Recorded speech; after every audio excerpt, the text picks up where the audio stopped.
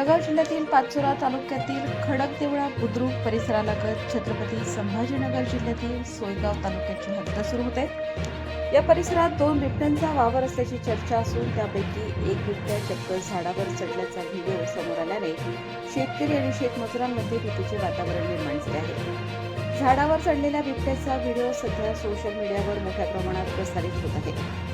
हा व्हिडिओ सोयगाव तालुक्यातील निंभोरा परिसरातील असल्याची माहिती समोर येत आहे।